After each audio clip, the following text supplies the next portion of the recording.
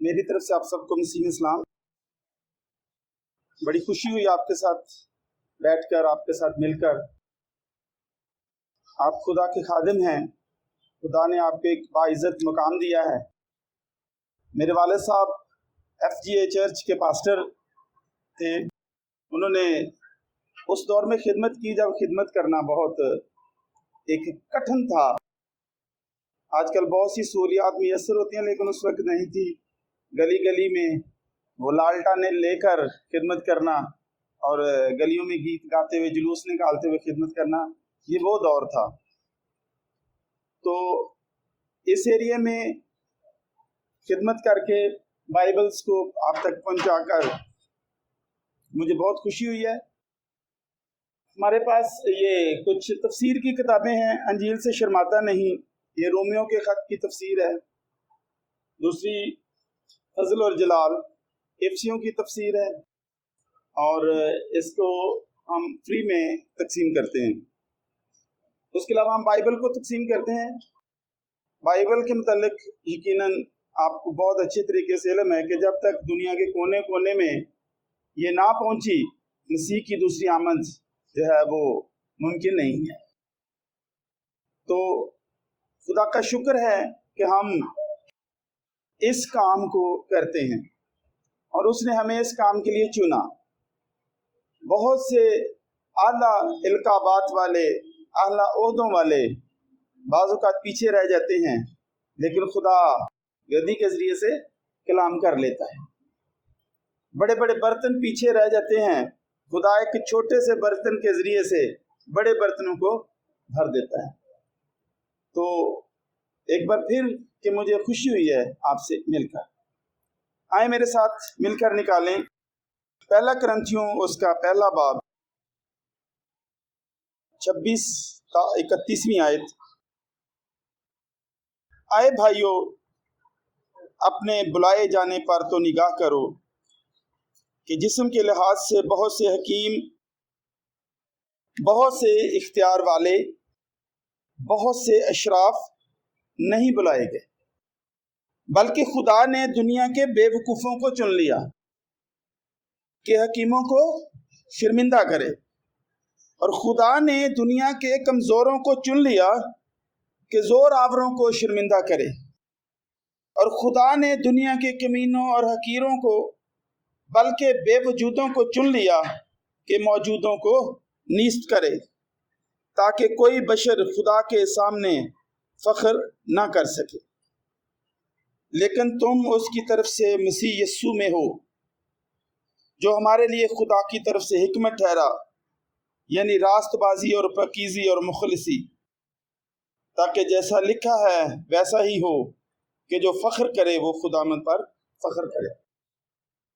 تو جیسا کہ میں نے پہلے کہا کہ جب خدا کلام کرتا ہے تو وہ گدی کے ذریعے سے بھی کر لیتا ہے، اور بڑے اعلیٰ عہدوں والوں کو رد کر دیا جاتا ہے. تو یہاں بھی ہم یہی پڑھتے ہیں کہ اس نے عقل مندوں کو، اس نے اشراف کو، اختیار والوں کو، حکیموں کو نہیں چنا، بلکہ اس نے ہم جیسے لوگوں کو چن لیا تاکہ اس کی خدمت کی جائے. ایک اور حوالہ ہم دیکھتے ہیں،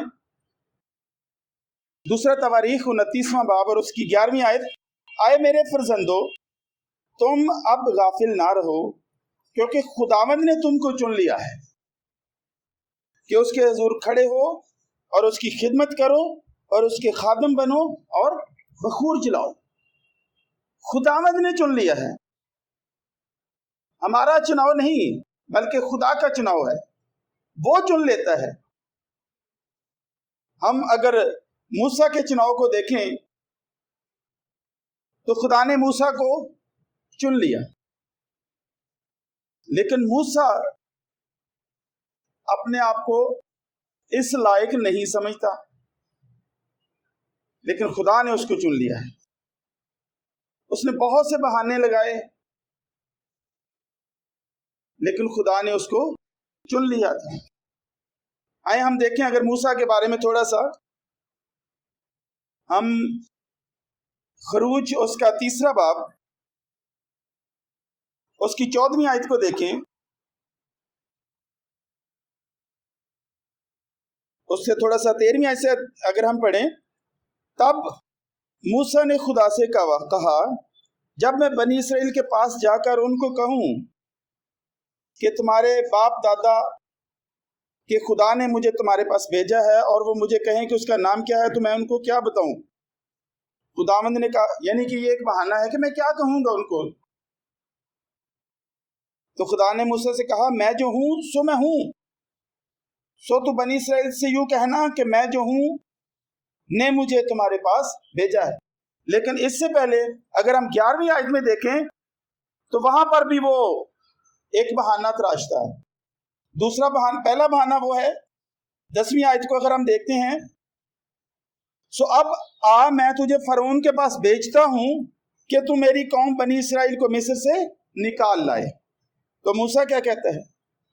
موسیٰ نے خدا سے کہا میں کون ہوں جو فرعون کے پاس جاؤں اور بنی اسرائیل کو مصر سے نکال لاؤں؟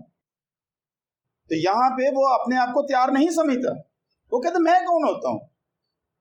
لیکن خدا نے اس کو چن لیا تھا جس طرح آپ کو چن لیا ہے، تو وہ پھر ساتھ میں جواب بھی دیتا ہے۔ خدا وسائل بھی پیدا کرتا ہے جب وہ چن لیتا ہے، لیکن ضرورت یہ ہے کہ ہم لائق طور پر اس کے ساتھ چلتے رہیں۔ خدا نے اپنی طرف سے اس کو مقرر کر دیا تھا۔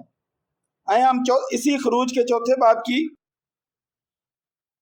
پہلی آیت کو اگر ہم دیکھیں، خدا نے اس کو بہت سی باتیں بتانے کے بعد کہ کیسے تو یہ سب کچھ کرے گا، مصر میں اپنے عجائب دکھاؤں گا، سارا کچھ، وہاں سے تم سونا چاندی لوگوں سے ادھار لے لینا بطور اجرت کہ تم نے بڑی دیر کام کی، اجرت نہیں ملی تو تم وہاں سے نکل آنا۔ یہ ساری خدا نے اس کو ڈیٹیل دی۔ تو پھر بھی 4 باب کی پہلی آیت میں موسیٰ کہتا ہے تب موسیٰ نے جواب دیا تو میرا یقین ہی نہیں کریں گے، نہ میری بات سنیں گے، وہ کہیں گے خداوند تجھے دکھائی نہیں دیا۔ پھر اس نے کہا کہ انہوں نے میرا یقین ہی نہیں کرنا، میں نہیں جاتا۔ تو یہاں پر خداوند نے کیا کہا؟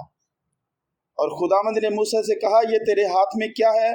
اس نے کہا لاٹھی، اور پھر یہاں سے آگے لاٹھی کو ایک ثبوت کے طور پر خدا اس کے ہاتھ میں دیتا ہے۔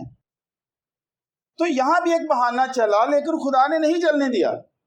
کئی دفعہ ہم بھی بہت سے بہانے کر لیتے ہیں کہ وہاں نہیں جانا، وہاں زیادہ پڑھے لکھے لوگ ہوں گے، بڑا مجمع ہوگا، اور میں کیسے وہاں پہ کلام سنا سکتا ہوں۔ لیکن خدا مہیا کرتا ہے، وہ لاٹھی جیسی طاقت بھی دیتا ہے۔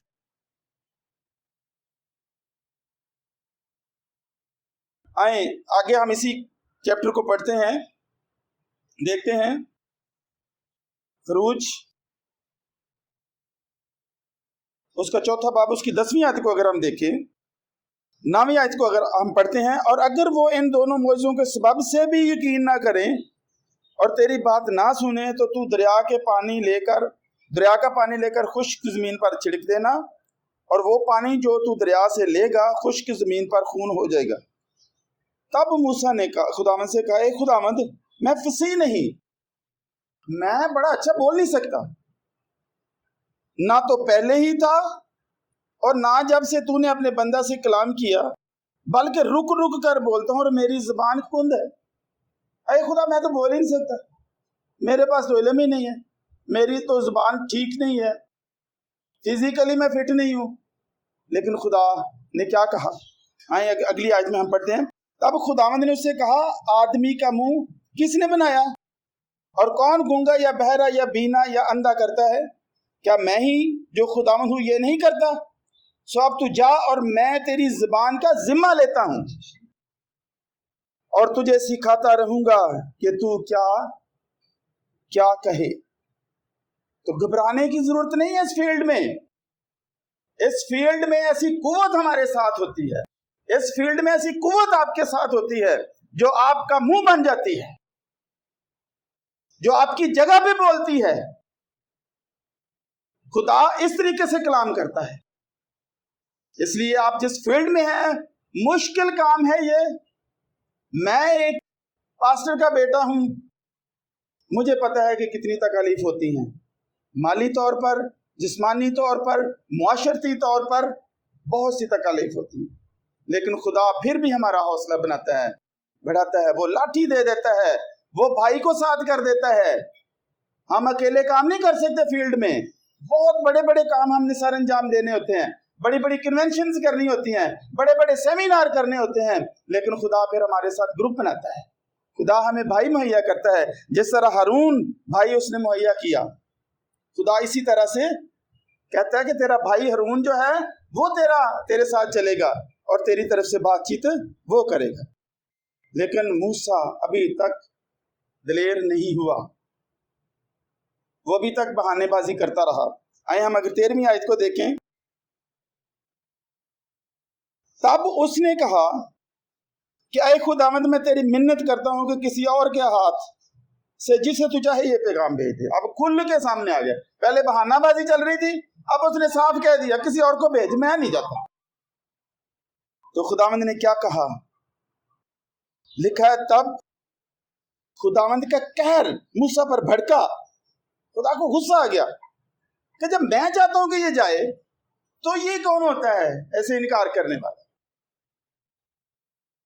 تب خداوند کا قہر موسیٰ پر بھڑکا اور اس نے کہا, کیا لاویوں میں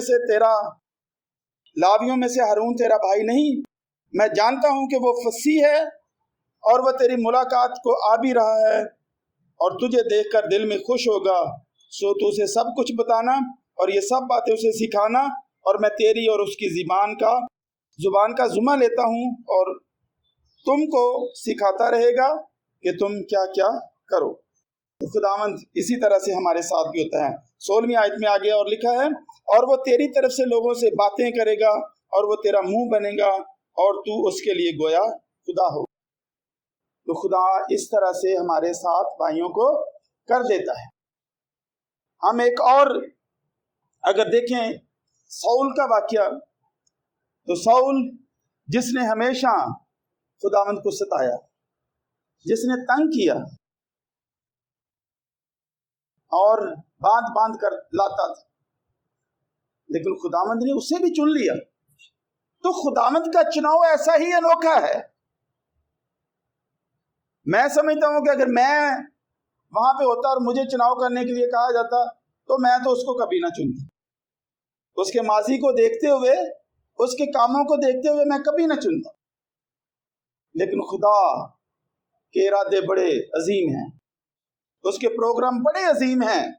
خدا کا جو پوائنٹ آف ویو ہوتا ہے, خدا کی جو بات ہے, خدا کا جو خیال ہے وہ عظیم ہوتا ہے. انسان اس خیال تک پہنچ نہیں سکتا, اور خدا نے اس کو چنا. پولس رسول کی صورت میں اس نے خدمت کی, اور اس نے ایسے ایسی جگہوں پر خدمت کی. اگر ہم اس کی سزاؤں کو دیکھیں, اس کے مشکل کاموں کو دیکھیں, تو ایک لمبی لسٹ ہمیں ملتی ہے کہ میں نے کیا کیا کیا ہے اور کیا کیا سہا ہے. اور خدا کا چناؤ وہ اس لیے تھا کہ اس وقت جہاں پولس نے جا کر منادی کی, اس نے ہمیشہ ایک یہودیوں کے ذریعے سے اپنی خدمت کرتا تھا. جہاں جاتا تھا یہودیوں سے ملتا اور پھر آگے خدمت کرتا. پرانے عہد نامے کا وہ عالم تھا, اور اس وقت نیا عہد نامہ تو نہیں تھا.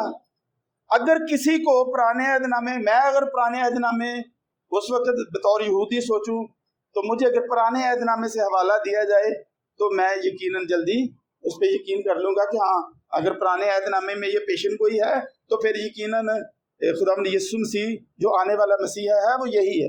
تو پولس رسول نے یہی کیا, اور خدا نے اسے اسی لیے چنا کیونکہ وہ اس کا ماہر تھا, عالم تھا.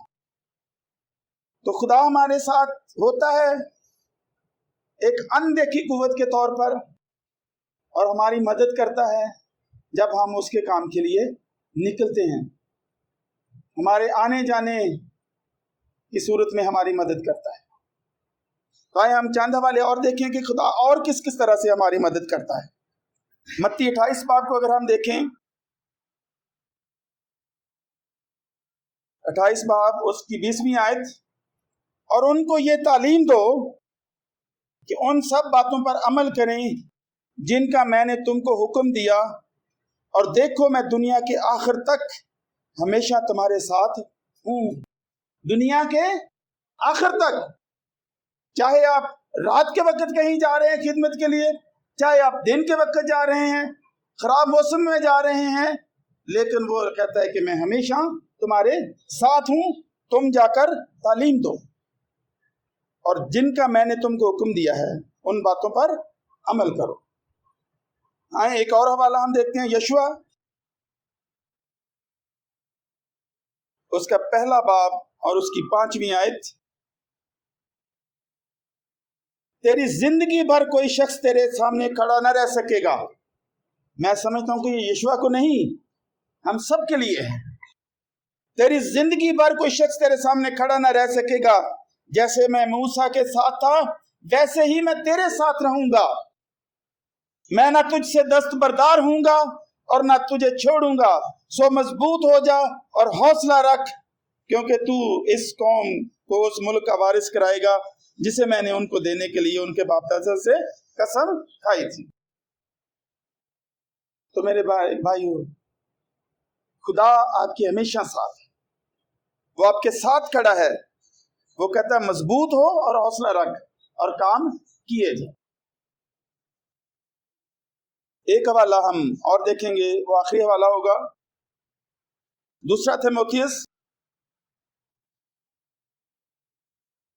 اس کا 4 باب، اس کی 17ویں اور 18ویں آیت کو ہم دیکھتے ہیں۔ مگر خداوند میرا مددگار تھا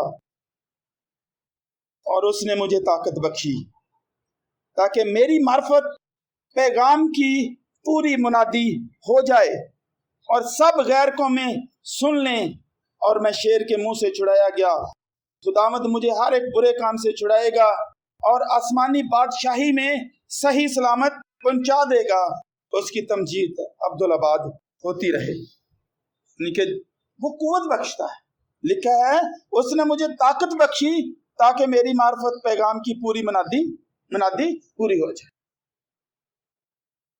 تو میں آج آپ کی حوصلہ افزائی کے لیے یہاں پہ کھڑا ہوں کہ آپ اکیلے نہیں، آپ تنہا نہیں ہیں، آپ کے ساتھ خدا ہے جو آپ کی مدد کے لیے حاضر ہے۔ لکھا ہے وہ ہمیشہ ساتھ رہتا ہے، وہ ہمیشہ ساتھ رہے گا اور آپ کو ترقی پہ ترقی دے گا۔ لیکن ضرورت اس بات کی ہے کہ ہم اپنے آپ کو اس لائق کریں کہ اے خدا تو نے جو چنا ہے تو ہم اس لائق ہیں۔ آئیں اپنی آنکھوں کو بند کریں اور آج ہم سوچیں